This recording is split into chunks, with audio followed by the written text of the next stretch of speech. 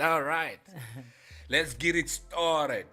Today, another day, just another day at the voice of the underground, at the Moroji's podcast. You know what, ladies and gentlemen, this has been going on, and I promise y'all that, you know, we'll be unraveling all of the talent in this part of the world, South Africa, you know, and that's exactly what we promise you, and that's exactly what we'll be bringing you. And today, it's a very special day, just another special day. You know why is that? This is because, the talent that I've got here today, it's not your usual talent. She's got massive bundle of talent in the business circle. You know what I call this today? This is Spotlight on the voice of the underground. Her voice need to be heard. Her business need to be put out there. And y'all need to know this lady. She is classy like that. She's supernatural like that. She's got all of the bundles of skills in running a business. You've got to take a trip to Club Neh in Johannesburg, South Africa. Ladies and gentlemen, I present to you Leah. Hi. How you What an introduction, my word. How are you doing? I'm good, Leah, and you? I'm doing great. Thank Leah, you. man, a couple of times, I popped by your club, and the things that I saw there, the level of entertainment and the things that you put together is that, I just couldn't comprehend, like, it's someone like you. I know. People walk past me all the time, I mean, and then they man. have to come back to me. I know. All right, Leah. Who's Leah? My name is Leah Mutswiri. All right. Originally born in Botswana, but I came to South Africa at a tender age of 5. All right. And I went to school. I stayed in Alexandra Township. Okay. I was raised there. I went to all the schools there. I went to varsity in Rao. Back in the days, it was called Rao. Okay. Now it's UJ, University of Johannesburg. Okay. Dropped out because my mom got ill, and then I got a banking learnership. So I worked for the bank straight after that. All right. And I must say, I have been working for 20 years. Wow. Because I started working when I was 14, literally selling by the book. And from selling by the book, I got a job in a boutique. From the boutique, I got a job as a waitress. So, I have been doing all those chores after school. And I think that's where my love for entrepreneurship comes from. All right, Leah. And now I'm at Club Neh. Wow. No doubt about that. No doubt about that. Leah, man, can you just tell us a little bit about your childhood? How did you because a couple of people would like to understand that, because we know we're getting there, get into the business space and all that, because when we start opening up the business issues, people will be wondering, how did you manage to acquire all of these skills and all, with that kind of, I don't know, it's something else. How was your childhood? I must say, I grew up very tough. If anyone knows Alexander Township, you will know that there's more people than there is food. So in one household, you can get about 10 people staying in there. So I was lucky because I just grew up with my mom alone. And it was tough. She didn't have a job. I remember at a tender age of about 10, I started approaching, white women and asking them for my mom to get a job so that my mom can work for them. But, and then over time, I realized that I can actually look for my own, something that I can do. And then I approached my vice principal in school and I said, listen, this is the situation at home. I'm not looking for handouts, but I'm looking for something that I can do. and he approached a friend of his. I was selling honey jewelry. It's jewelry by the book. So Wow. that's where my entire journey started at the age of 14. Wow. So I was walking street by street, showing people the jewelry on the book, Wow. and placing orders, getting a certain percentage back, and paying in. I see that. And then over time, that wasn't enough. Then I started going to look for more. You know what, Leah? You know, with this little explanation that you've just done, I'm gonna like once again welcome you to the spotlight on Voice of the Underground. Thank you. On the Mortgages podcast. Thank you. All right, so no doubt you started very early, all right, in the business world. What did you study in the university? I started BCom accounting. All right. And when I was still studying in the first year, my mom then passed on. So I was the only person that was there, and luckily I had saved enough for the next year after that. All right. So I single-handedly buried her. Wow. Yeah, and now I had no money anymore. So by the grace of God, I got the learnership forms by one of the SETAs. And I got accepted, and because I truly believe in education. All right. So I was like, okay, not all is lost. What else can I do? Because all the money has now gone to the funeral, to the burial of my mom. And then, I got on. Before the learnership ended, I got offered the position there. I was working in the legal department of ABSA. And I worked there for 3 years. Wow. Yeah, so... Quite And I still interesting. continued with my BCom because now the bank could pay for me. And I did something else as You know, well. I can see that, like, you know, when you know why? Because your history is kind of interesting. Because when you're coming through, it's like, do you have siblings? Because I can see that there are a lot of struggles and a lot of things that you've passed through as a kid, and you know, you try to make ends meet and all that. How about your siblings? When I came to South Africa, it's me and my brother. All So my right. brother is based in Botswana. Okay. And then I came this side, but there wasn't a strong relationship between us. Okay. So and everyone else at home. So I literally was left alone when my mom passed on. I am forging those relationships now as a grown up, and I'm meeting. Last week I met my cousin for the first time. I was Wow. like, okay. So I'm forging those relationships and trying to get to know my family. I met my dad for the first time last year. So it's all coming together. I was talking to my brother yesterday, but there was a very big gap between us. There was no communication with all the other family. Wow, no doubt about your energy. Tell us how it felt when you met your dad for the first time. Yeah, he was like, Like- he's an like- amazing man. Like lost and found or something. Yeah, he's an amazing man. So here am I with my brother. We're going to a village.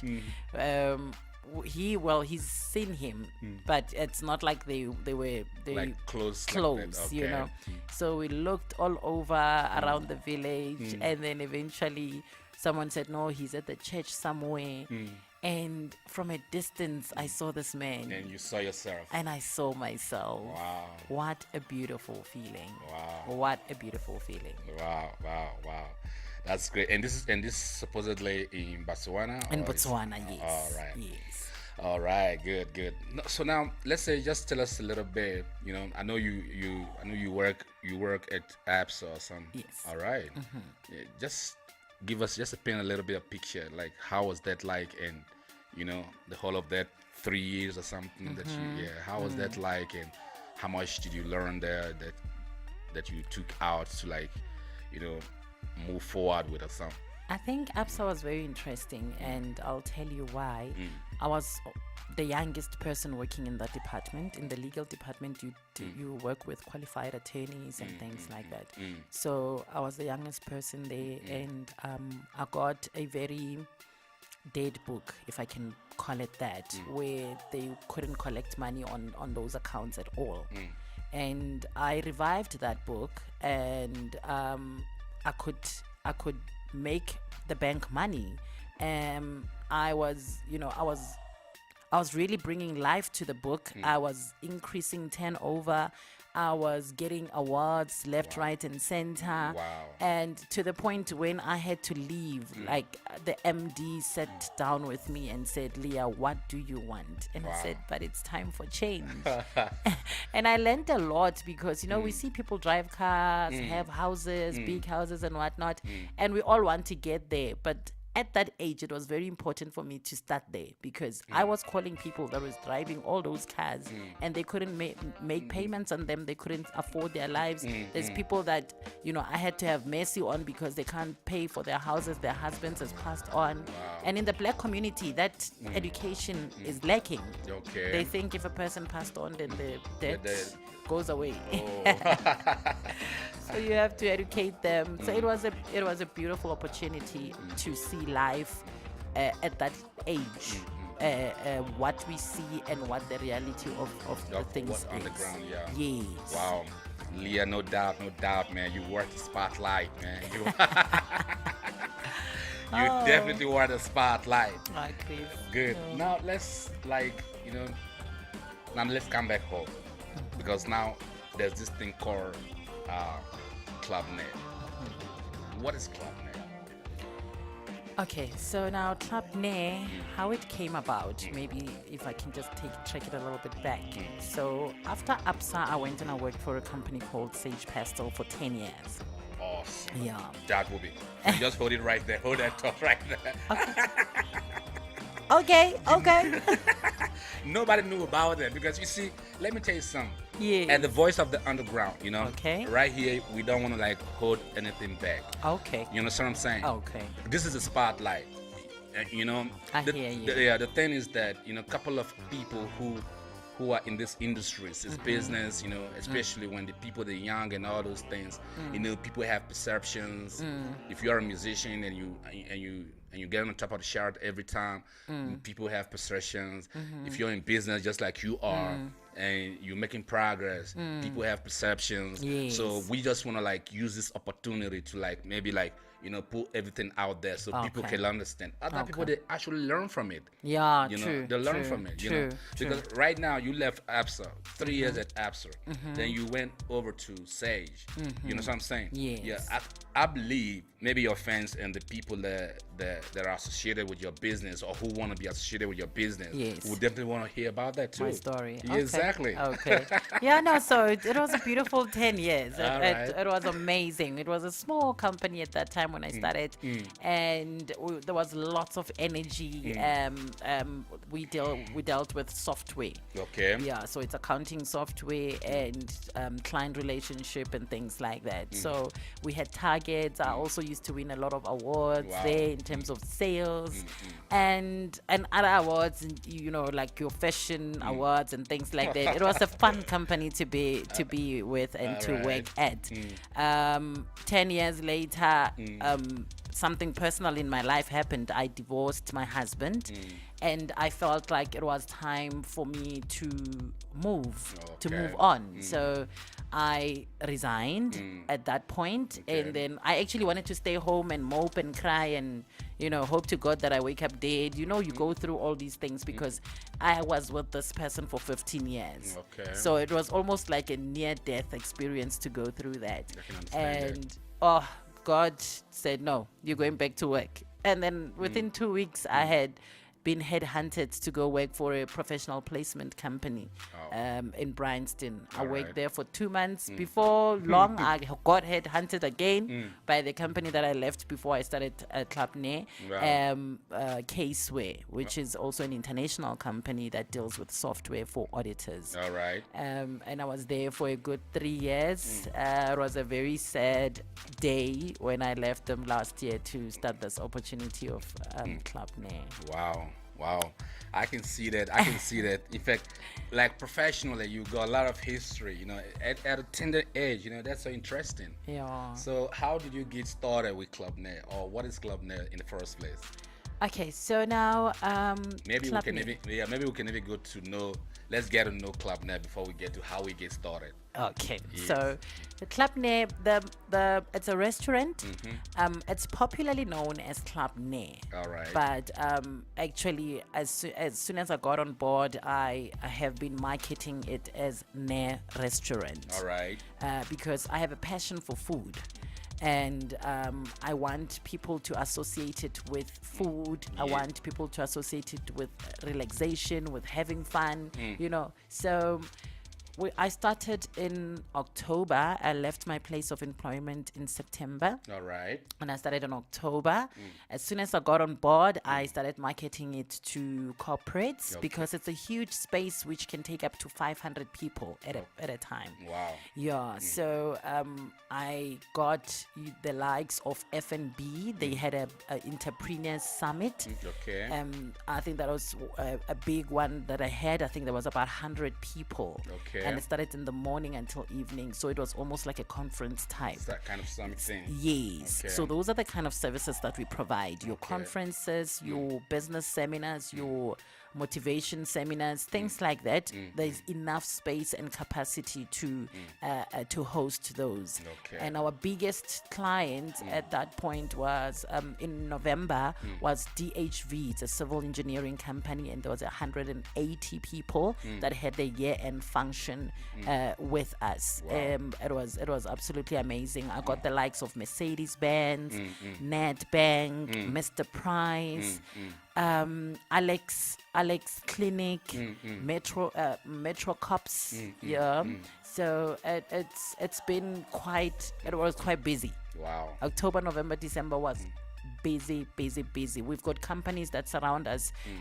One of them is Safa Juice. They also had about 100 people that came through for their year-end function. Wow. And it's really been an amazing time and an energy. I feel it. I feel So it. we started with a bang. I feel it. We I started feel with it. a bang. I feel it. Yeah. I'm already infected by that energy already. Tell us a little bit about your love for food, because you talk about the restaurant and all those things. Because but from your background, you've been painting the background, a corporate professional. Yes. So how did you manage to come into the food space and be able to get organized in that space, like restaurant thing? How you get it going? When the opportunity came to the table, a friend of mine came through and said, listen, let us try and do this. Let's do Club Neh. And I think I only took a day because I know my love for food. I know my love for people. I know my patience, my perseverance. I know my energies, And I was one of those people, even in the corporate space. I would cook for everyone and bring food. All right. And if you visit my house, my friends will tell you that they will have more than 3 or 4 dishes. And they will know that for sure if we go to Leah's house, hey, we're going to something eat. to eat there. Yes. All So right. I've got a passion for food and I've got a passion for people and making sure that people are happy.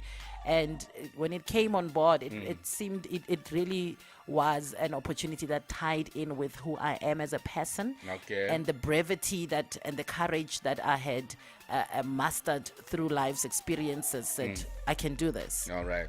Speaking of restaurant, let's talk about a restaurant a little bit. All right. Okay. What is that you offer at that massive restaurant?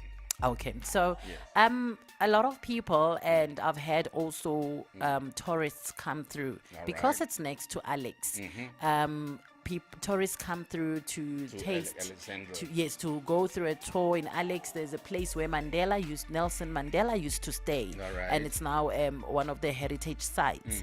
And people go there to see. It's a museum type of setup. Okay. So and then from there they look for a place to eat the type of food that Alexander people eat. I understand So the restaurant is based around that concept. Okay. The Gogo's food, your traditional meals, your tribe, we call it Mohodu. All right. Your cow's heels, we call that Manqina. And all of that it's got a twist of a cosmopolitan touch to it. Yes. So we've got your Neh dishes and we've got your original dishes. So all the other dishes, traditional traditional dishes, they come with the Neh twist, where we can get your mohodu or your tripe mixed with mushrooms and then spinach, you know, and you get your dumplings, you get your pap. We also do shisanyama, which is a Alright. very big thing as well. People, we like to braai meat and things like that. I was So- going to ask about that. Okay. Yeah, like Alright. does people come through, they buy this meat and they buy same spot, same space, same spot, same time and all that. So you have all of those. Yes. All right. And from the list that I'm seeing here, it says like, there's you taking to the market mohodu, Yes. motwana. Yeah, chicken feet. All right. Hey. Then we've got traditional chicken Yes, that's we call it hard booty chicken. and the bunny chow thing. The bunny chows, yes. Yeah, what is it about? Okay, so bunny chow, we take it's a full loaf of bread that is not sliced. Oh, wow. Yes, and then you cut it in half, and then you cut it in half again, so it's a quarter. All right. And then you take out the inside of the bread. You fill it up with either your mince or chips with paloni Wow. and a bit of achar. So those are the things that you can play around with. Did you come with any one of those? Ah, I came straight from home. Because like when you put that description, like you know, You feel for it. it's right here in You my must throat. come to Neh. You must come to Club I'll Neh. definitely You do. must I'll come. definitely do. Yeah. And this quarter thing, That's what we call it. It's called quarter. and pig trotters. Yes, your trotters are your cow's heels and pork heels. Okay, and Yes. we also have this cup. What's this cup? It says That is KOP. your cow's head. Yes. So we call it inyama yentloko. All right. Yes, so a lot of people, you know what? I've been to the place where they cut it and they take it out because you just see a head when you buy it, and they cut it out, and there's a lot of meat that comes out of a cow's head, and we call it inyama yentloko. That is also a popular dish at a Neh restaurant. Wow. And the mutton curry. Those are our dishes. Okay. Those are your our stewing dishes. So you get your Alright. chicken stew, your mutton curry. Okay. And we don't limit because we also open for events. Okay. We don't limit our menu. Okay. Like for instance, when FMB came on board, they were there from the morning until the evening. Yes. And they had their specifics in terms of what they what they want what to they eat want. and all that. And we provide as per event needs. All right. Yeah. So let's take it there. Like, let's say for example, if I want to put up an event or something, all right, then I Yes. come to Leah Yes. Club Neh. Yes. All right. Yes. So I give you a brief. Yes. All right. Obviously, you've got a venue already. Yes. So what you're saying that, so do you also cater for you take responsibility for the foods and the drinks and every other thing that the conference or Yes, I make sure I yeah. cater for everything, and from you can give me your specs, your specifications in terms of what you would like, and we Alright. can look at it. You can inform me about your budget. We can also look at that. I Okay. try by all means to ensure, because most of the businesses that come through for venue hire, they're small businesses. Alright. And like for instance, I had a CD launch, and it was CD launch. It was a fresh young boy that just started doing hip hop. Okay. And he said, listen, we have a very small budget, and this is what we're going to do. This is what we're going to do. Then I worked around it and I said, okay, I know that you're starting up. Let's do this. Chicken wings and chips. Let's rather do that, and then I can give it to you at this price. And he was Okay. happy about that, and that's what we did for the night. We also having a book launch now that's happening next month. Very fresh young girl. She also is struggling financially. So sometimes I do waive the fee Okay. because of I understand what it feels like to start up, and not everyone is willing to support you. So what you're saying is that, starting from the FMBs and the APSOs and the gold mines and all that, Yes. you also create a room and a space for startups. For startups, yes. Startups, like real startups. Real startups, like yes. a local city lunch, Yes. like a local conference, local Conference, gigs, yes. local even as far as to personal parties and all that. Yes. So you create a space for all of those I people create a space for all of that. to accommodate them as well. Yes. That's awesome. That's awesome. So I'm also part of a charity group in Alexandra Okay. that we wanting to make a difference in people's lives. We want to change the perspective of the Alexandra community. community, as Okay. opposed to being having opinions about it. Let's do something about it. And I have offered my space to Okay. have meetings for the charity club. Wow. I've offered my space to have meetings for the last week. We had a book club. They came and I offered them. We've got VIP rooms, 3 VIP rooms where you can have your private functions. Sometimes we have your baby showers, your bridal showers. Sometimes it's just a business meeting. We've got a boardroom as well. Wow, that's coming to. Let me put it as a question to you before you stay ahead of me. Aha. This is Marshall, I'm right? sorry. I'm sorry. I'm getting excited. You can see how passionate I am. You can see how passionate I Yes, am about the place. Indeed. Yeah. So, Club Neh, all right? Yeah, just like continue. Yes. Give us the picture, what it looks like. you Okay. know, yeah. So it's a 3-story. Okay. At the bottom is the Club Neh, as it's popularly known. All right. And then the middle part is your restaurant. That is where now the furnishings and the furniture is absolutely classy and beautiful. Wow. So it's for your mature crowd. Wow. And for people that want to come and have watch a live performance or a poet or anything like that. It's very laid back and relaxed. It's got a lounge feeling Okay. at the bottom, and then you in the middle, and then you get your upper floor. Okay. The upper floor consists of 3 VIP rooms, Alright. also with fully furnished with beautiful furniture. And then you get a boardroom that Wow. also can sit about 15 people in. Wow. Yeah, and there's aircon. There's I think another issue that comes to party most of the time would be, if in Alex, the security. How do you go about it? The security, we've got bouncers that come in, making sure that in the upper level and the lower level that people are safe. Okay. So we make sure that safety is a priority. Awesome. Yeah. I think it must be a beautiful place. It is beautiful. Wonderful. Okay. Let's say you've got an artist, Okay. all right? Maybe it's national artist or it's international artist Yes. coming to perform in Okay. South Africa. Yes. Yeah, does Club Neh provide us kind of environment where artists like let me say made artists can actually come to perform? Yes, definitely. Okay. Yes, definitely. Okay. Take us through that aspect.